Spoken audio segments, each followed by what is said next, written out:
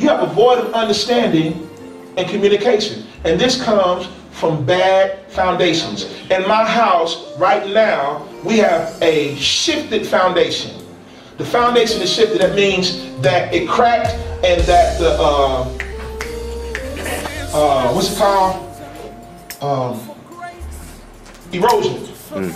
The erosion and the settling of the foundation, it threw it off balance, so it cracked. So now I got cracks in the walls, I got cracks in the ceilings. Certain doors won't close because the foundation is cracked. Because the foundation is cracked, now door seams are open. We get drafts of air that come into the house because the foundation is cracked. Now, because we have cracked foundation, we have a legion of mice and rats. Right before fall comes, I'm gonna kill 30 of these rats. I said, oh, chee. They just, I said, oh my God, I'm killing rats like I'm out in the woods or something. Because we have a cracked foundation. Watch this. I adjusted the door to the crack instead of the door being adjusted to the hinge. If I didn't do that, my bathroom door wouldn't close. Right. Because of the cracked foundation, as much as I want to close that door, it won't close because of the messed up foundation. Yeah. As much as some people want to articulate what's in their heart, they can't do it because they have a cracked foundation when it comes to communication.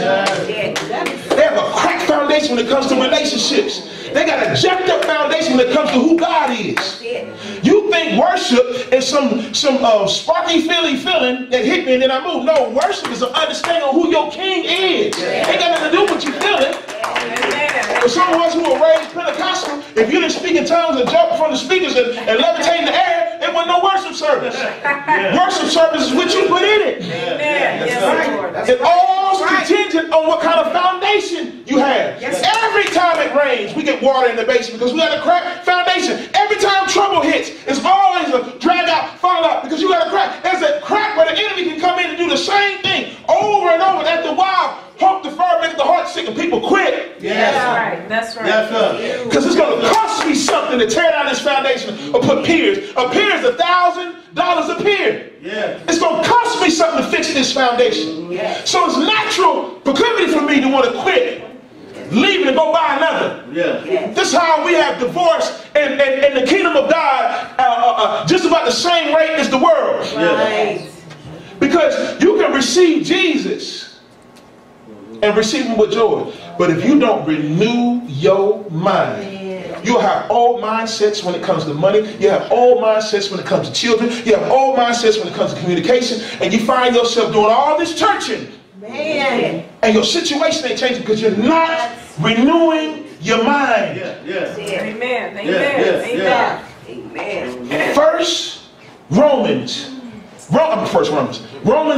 chapter 12 says, I beseech you therefore, brethren, by the mercies of God, this is what the evangelist ministered on, that you present your body a living sacrifice. In the Old Testament, it represented the whole burnt offering. Now, certain offerings, you cut the guts out and leave this in. But a whole burnt, you burn everything. You burn the guts, you put the whole thing on the altar and you burn it. He said, if you're going to renew your mind, I need all your past, I need all your troubles, I need all of you.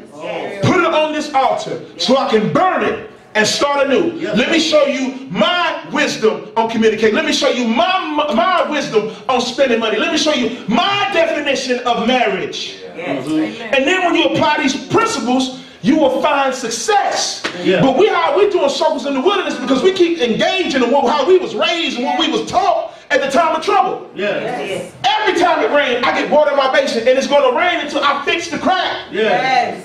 I can get my genie in the lamp. I just wish it just go away. Just go. Ain't going nowhere. I got to fix that crack.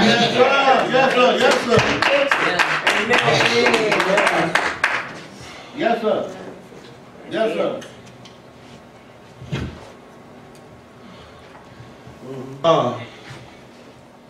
In my closing, beloved, when you hear the word of God in certain areas where it tugs your heart, sometimes you get offended. Here's some areas because no one likes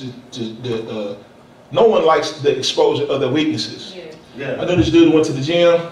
He always wore sweats. He caught diesel up here. Watch what he said. I caught that rascal out the sweats. Man, he had them Popeye, he had them little big ankles, boy. He had them sharp knees. He didn't want to vice. Them knees like diamonds, boy. Them joints were sharp. He had his little bitty legs and big old body. And he knew he was in proportion, so he tried to hide his legs. A lot of times we don't see the foundation because of people's exterior. You get in a relationship and you see the exterior, you see the good looking and the good feelings and all that. But when you get connected, when you get into a commitment, when you start getting, when you got to go down to the basement, say, hey man, I didn't count the cost on this. I didn't know about this. Yes, sir. I didn't know this rascal couldn't count no money. Yeah. I didn't know she was unstable. I didn't know she had these deep-rooted issues when it came to this. Yeah. And the Bible says before you go to war, you count up the cost. That's right. Yes, sir. In relationships, this is what I tell everybody. It's not, you can't count on what good and a Tyler Perry movie. Write all the good and write all the bad. If the good outweigh the bad, then I don't want to hear that joke. Yeah. What you have to say is, what you know that's wrong with them, can you live with this? Yeah. Because a lot of times we come into a relationship where we want to change people. You can't change folks. Yeah. Only God can. Right. If they never change, can I live with this? Yeah. If I can live with this, they the one. I'm talking with all the good. But if you say, I can't live with this, and I'm going to change them, you in a bad situation. You void of understanding.